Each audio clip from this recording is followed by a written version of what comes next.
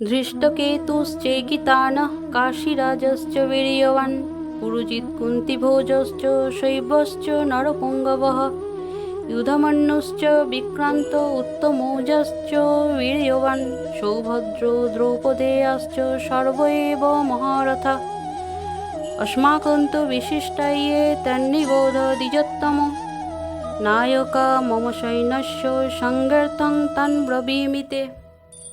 অর্থাৎ যেখানে দৃষ্টকেতু, চেকিতান, কাশীরাজ, পুরুজিৎ, কুন্তিভোজ ও শৈবের মতো অত্যন্ত বলবান যোদ্ধারাও রয়েছেন, সেখানে রয়েছেন অত্যন্ত বলবান যুধামন্যু, প্রবল পরাক্রমশালী উত্তমৌজা, সুভদ্রার পুত্র এবং দ্রৌপদীর পুত্রগণ।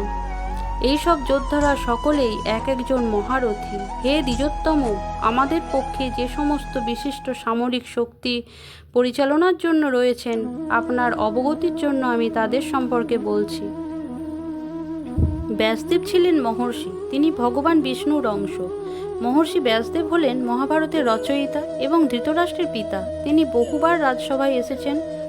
যুদ্ধ শুরু হওয়ার আগে ধৃতরাষ্ট্র ছিলেন চিন্তিত ও মানসিকভাবে অস্থির। সেই জন্য ব্যাসদেব রাজসভায় এসে ধৃতরাষ্ট্রকে শান্ত করেন এবং বলেন, যেহেতু তুমি যুদ্ধ দেখতে পারবে না, তাই আমি তোমার উপদেষ্টা সঞ্জয়কে দিব্যদৃষ্টি দিচ্ছি, যাতে সঞ্জয় যুদ্ধের সব কিছুই দেখতে পায় এবং তোমাকে তা জানায়।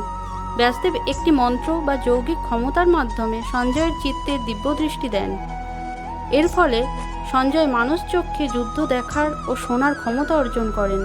এরপর ধৃতরাষ্ট্র ব্যাকুল হয়ে সঞ্জয়কে প্রশ্ন করেন, হে সঞ্জয়, কুরুক্ষেত্রের যুদ্ধে পাণ্ডবগণ ও আমার পুত্ররা এখন কি করল? সঞ্জয় সেই উত্তরে বলেন, হে রাজন, পাণ্ডবদের সৈন্যসজ্জা দর্শন করে দুর্যোধন দ্রোণাচার্যের কাছে গিয়ে বললেন, পাণ্ডবদের মহান সৈন্যদল, যারা আপনার অত্যন্ত বুদ্ধিমান শিষ্য, তারা দক্ষতার সঙ্গে বুহের আকারে রচনা করছে। সেখানে অনেক বলবান যোদ্ধারাও রয়েছেন। পাণ্ডব পক্ষের সৈন্যদল দেখে দুর্যোধন ভীত হলেন। তারপর নিজ পক্ষ অর্থাৎ কৌরব পক্ষের সৈন্যদল সম্পর্কে দ্রোণাচার্যকে স্মরণ করালেন, যাতে দ্রোণাচার্য যুদ্ধক্ষেত্রে দুর্বল হয়ে না পড়েন। হরে কৃষ্ণ, রাধে রাধে।